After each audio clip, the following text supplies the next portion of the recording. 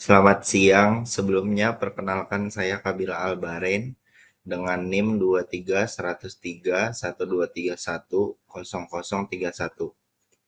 PPT yang saya buat yaitu untuk memenuhi ujian akhir semester mata kuliah bisnis internasional.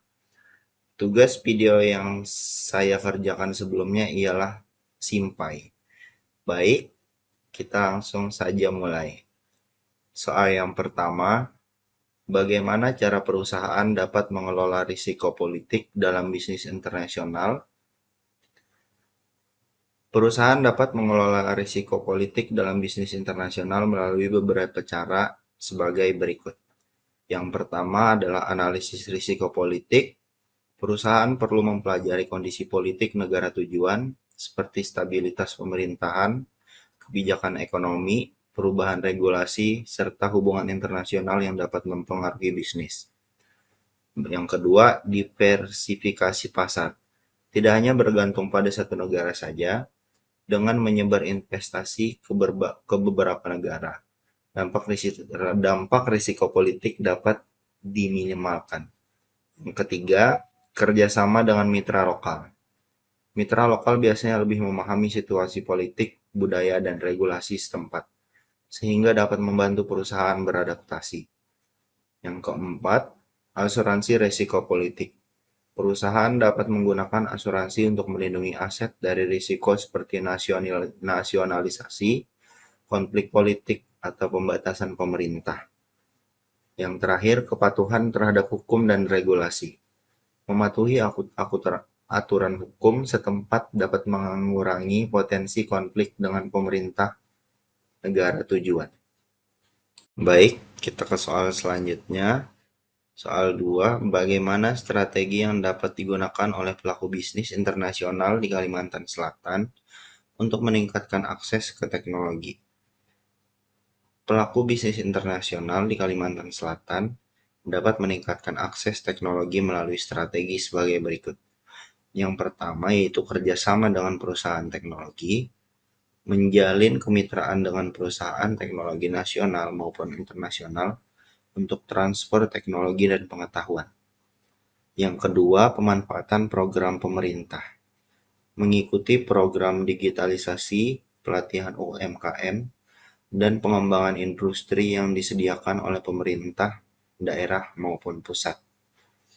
Yang ketiga, investasi pada SDM, memberikan pelatihan dan pengembangan keterampilan teknologi kepada karyawan agar mampu mengoperasikan dan mengembangkan teknologi baru. Yang keempat, penggunaan teknologi digital. Memanfaatkan e-commerce, sistem informasi manajemen, dan teknologi komunikasi untuk meningkatkan efisiensi dan daya saing. Yang terakhir, kolaborasi dan perguruan tinggi. Bekerja sama dengan universitas di Kalimantan Selatan untuk riset inovasi dan pengembangan teknologi. Baik, kita lanjut ke soal selanjutnya. Soal nomor 3, sumber daya manusia internasional.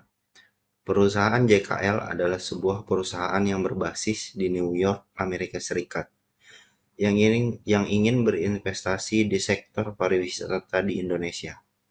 Namun, perusahaan ini tidak memiliki pengetahuan yang cukup tentang kondisi pasar dan regulasi di Indonesia. Apa langkah-langkah yang dapat diambil oleh perusahaan JKL untuk memahami kondisi pasar dan regulasi di Indonesia? Baik, perusahaan JKL dapat mengambil langkah-langkah sebagai berikut.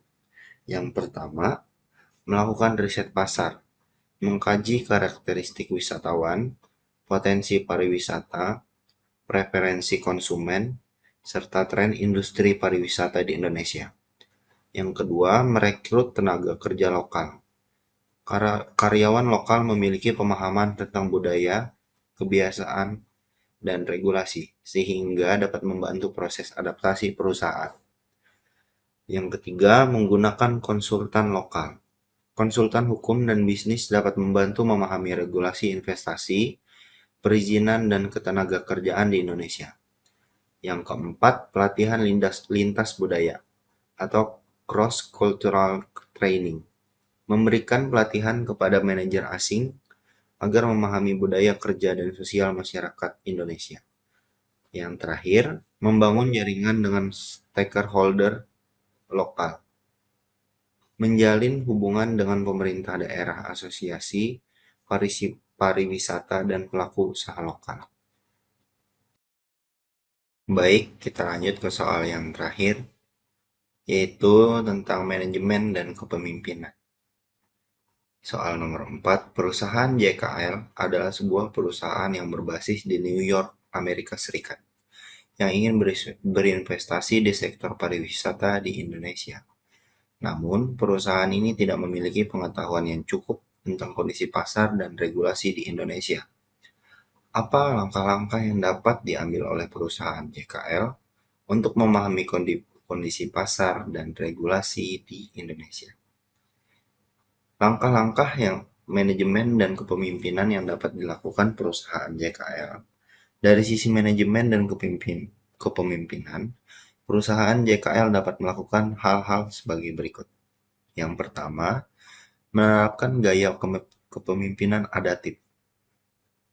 Pemimpin perlu menyesuaikan gaya kepemimpinan dengan budaya dan nilai-nilai kerja di Indonesia.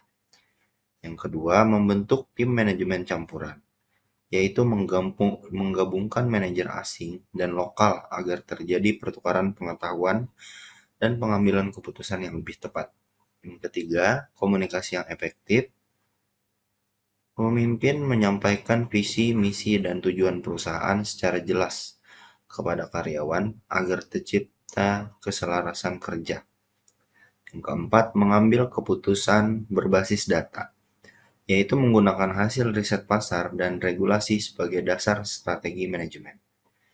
Yang terakhir, membangun budaya organisasi yang inklusif, yaitu menghargai perbedaan budaya dan mendorong kerjasama tim untuk meningkatkan kinerja perusahaan.